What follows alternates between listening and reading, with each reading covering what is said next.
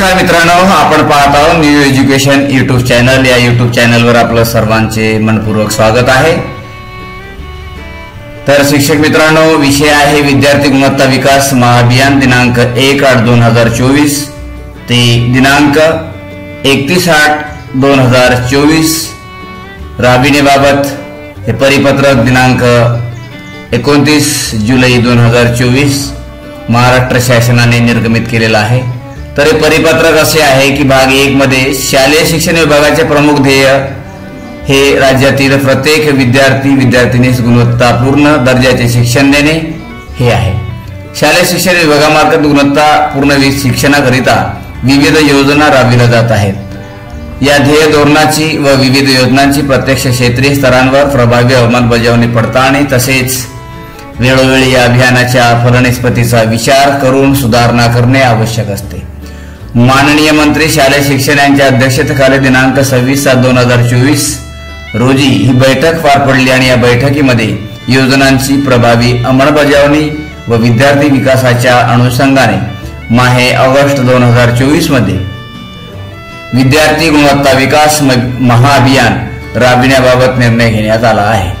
सर्व योजनांची प्रभावी अंमलबजावणी होते काय तसेच अंमलबजावणीमध्ये येणाऱ्या अडथळ्यांचा विचार करून आवश्यकतेनुसार त्यामध्ये बदल करण्याचा सर्व क्षेत्रीय अधिकारी यांनी विद्यार्थी गुणवत्ता विकास महाअभियान अंतर्गत दिनांक 1/8/2024 ते 31/8/2024 कालावधी दरम्यान परिशिष्ट अ मध्ये जोडल्याप्रमाणे शाळांचे निरीक्षण करायचे आहे व अहवाल सादर करावयाचे आहे। या अभियानाची कार्यदिशा काय असेल बघूया।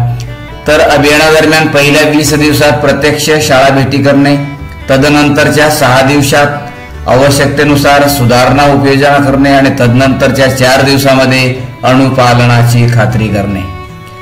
आठवड्यातील प्रत्येक सोमवार व शुक्रवार हे 2 दिवस कार्यालयीन कामकाज करणे।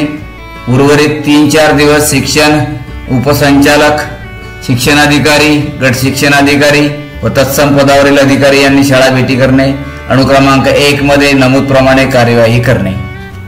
सरळ पोर्टलवर केंद्र प्रमुख, गट शिक्षणाधिकारी, शिक्षणाधिकारी, प्राचार्य, विभागीय शिक्षण उपसंचालक यांनी प्रत्येक शाळांना भेटी निरीक्षण अहवाल लॉगिन मधून दररोज अद्ययावत करणे।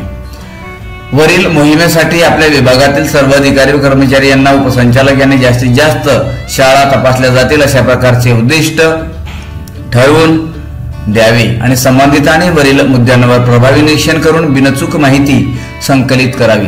त्यांचे लगतचे पर्यवेक्षी अधिकारी यांनी स्वतःचे उद्दिष्टाव्यतिरिक्त त्यांच्या अधीनस्थ कर्मचाऱ्यांनी केलेल्या निरीक्षण शाळांची आवश्यकतेनुसार पडताळणी करावी आणि यामध्ये विद्यार्थ्यांमार्फत शासनाच्या विविध योजना योग्य प्रकारे पोहोचत आहे का याची खातरजमा होणे आवश्यक आहे। यामधील भाग 2 असा आहे मित्रांनो की पालक, विद्यार्थी, शिक्षक, शाळा व्यवस्थापन समिती तसेच विविध मान्य लोकप्रतिनिधी यांच्याकडून आपल्या विभागातील शासकीय कार्यालयाकडे निवेदने अर्ज प्राप्त होत असतात। अशा अर्जावर निवेदनावर वेळेत कारवाई होण्यास विभागाने 250 पेक्षा जास्त सेवा लोकसेवा हमी कायद्याअंतर्गत घोषित केलेल्या आहेत। तसेच या व्यतिरिक्त बऱ्याच सेवा विभागामार्फत सर्व स्तरावर देण्यात येतात। या सर्व सेवा लाभार्थ्यांना विविध वेळेत मिळाव्यात असे अपेक्षित असते। याकरिता दिनांक 1/8/2024 ते 31/8/2024 या दरम्यान कार्यालयात प्रलंबित असलेल्या प्रकरणाचा आढावा घेण्यात यावा आणि यासाठी सर्वसाधारण आवक नोंदवही तसेच संबंधित कार्यासनाच्या कार्य विवरणपंजी वर्कशीट नोंदीचा संदर्भ घेण्यात यावा। त्यावर निर्णय घेण्याची कारवाई करून याबाबत नोंदी परिशिष्ट ब मध्ये ठेवण्यात याव्यात। वेळोवेळी नजीकच्या संनियंत्रण अधिकारी यांनी सदर नोंदी काळजीपूर्वक तपासाव्यात व तसेच साक्षांकन करावे। वरील 2 मोहिमा विद्यार्थी हिताच्या दृष्टीने अत्यंत महत्त्वपूर्ण असल्याने सर्व संबंधितांनी गांभीर्यपूर्वक या अभियानात सक्रिय सहभाग घेऊन यशस्वीरित्या सोबत जोडलेल्या दोन्ही परिशिष्टामधील माहिती उपसंचालक व संचालक यांनी नियमित संकलित करावी। याबाबत सप्टेंबर महिन्याच्या पहिल्या आठवड्यात माननीय मंत्री महोदय शालेय शिक्षण, माननीय प्रधान सचिव शालेय शिक्षण व आयुक्त शालेय शिक्षण क्षेत्रीय स्तरावर विभागनिहाय बैठका घेण्यात येणार आहेत। वरील दोन्ही बाबींची फलनिष्पत्ती तपासणार आहेत याची नोंद घ्यावी। तर असे परिपत्रक आहे मित्रांनो। तर यामधलं परिशिष्ट अ बघा, अभियानातील निरीक्षणाचे मुद्दे काय असतील, विवरण आणि वस्तुस्थिती काय आहे याबाबत इत्थंभूत यामध्ये माहिती घेण्यात येणार आहे। शैक्षणिक गुणवत्ता, जिल्हा स्वास्थ्य पत्रिकानुसार करण्यात आलेल्या उपाययोजना, पॅट, पीजीआय, न्यास, असर, त्यानंतर येताना अध्ययन निष्पत्ती 1, 2, 3, 1 ते 12 पर्यंत। नंतर आहे गणवेश 2024 ते 25 ची उपलब्धता काय आहे।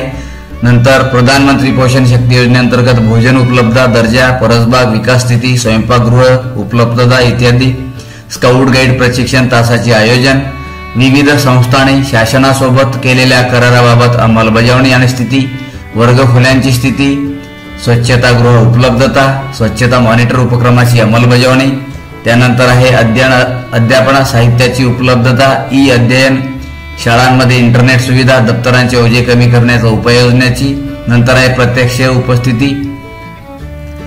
नंतर 13वा मुद्दा आहे पाठ्यपुस्तकातील कोऱ्या पानांचा प्रभावी उपाययोजना होते की नाही, विद्यार्थी उपस्थिती व आधार नोंदणी, आनंदे शनिवारी अंमलबजावणी आणि शाळांची वेळ ठरविण्याबाबतची स्थिती। तर अशी आहे शिक्षक मित्रांनो हे याची अंमलबजावणी। तर आपण काळजीपूर्वक या पत्राचं निरीक्षण करावं। धन्यवाद।